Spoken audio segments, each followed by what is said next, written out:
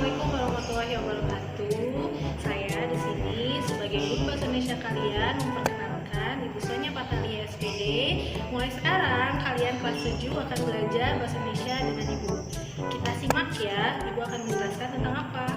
Nah, Ibu akan menjelaskan tentang teks deskripsi. Apa sih teks deskripsi itu? Teks deskripsi merupakan teks yang menggambarkan suatu objek tertentu, bisa apa saja, bisa orang, bisa benda, atau tempat. Nah, setelah itu, Ibu akan menjelaskan tentang strukturnya, ada kaidah kebahasaannya, dan ciri-cirinya. Yang pertama ada struktur. Struktur itu dibagi menjadi 3 bagian. Silahkan simak ya. Struktur teks deskripsi. Yang pertama ada identifikasi.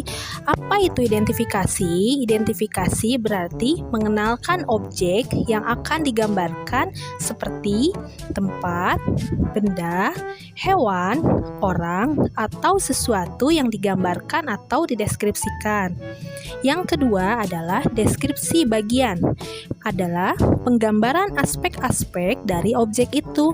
Misalnya, jika yang digambarkan seseorang, hal-hal yang dideskripsikan meliputi ciri-ciri fisik, sifat, dan perilakunya.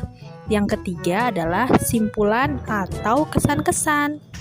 Nah, yang kedua ada kaidah kebahasaannya. Kaidah kebahasaannya juga dibagi menjadi 4 bagian. Silahkan kalian simak juga. Yang selanjutnya adalah kaidah kebahasaan. Kaidah kebahasaan yang dipakai dalam teks deskripsi, yang pertama, menggunakan kata yang merujuk pada nama objek. Contohnya, bagas, kelinciku, rumah, dan lain-lain. Yang kedua, menggunakan kata kopula. Contohnya adalah merupakan, yaitu. Yang ketiga, menggunakan kata kerja. Contohnya, melompat, mengibaskan, berdiri, dan lain-lain. Yang keempat, menggunakan kata-kata sifat yang bersifat emotif.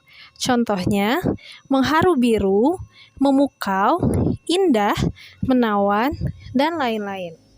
Setelah itu, setelah Ibu menjelaskan tentang struktur dan kaidah kebahasaan, kita akan menjelaskan tentang ciri-ciri dari teks deskripsi. Simak juga ya. Ciri-ciri dari teks deskripsi. Yang pertama, menggambarkan objek.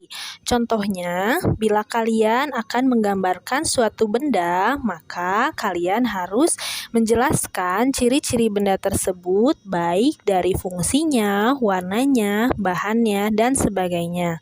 Yang kedua, memberikan kesan berdasarkan efek panca indera. Contohnya, bila kalian menggambarkan objek dengan benda, maka kalian bisa melihat dan merasakan dari panca indera kalian dan digambarkan secara utuh. Yang terakhir adalah menggali sumber ide dari pengamatan. Kalian bisa mencari informasi-informasi mengenai objek yang akan kalian deskripsikan, bisa dari pertanyaan atau kalian bertanya, atau kalian bisa mencari di media sosial dan buku.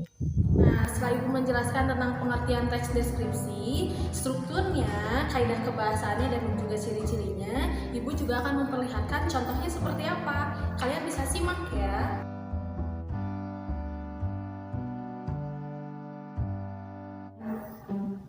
Nah, setelah itu bagaimana? Kalian paham kan tentang teks deskripsi? Kalau sudah paham, semoga ilmu yang Ibu berikan bermanfaat bagi kalian. Sampai bertemu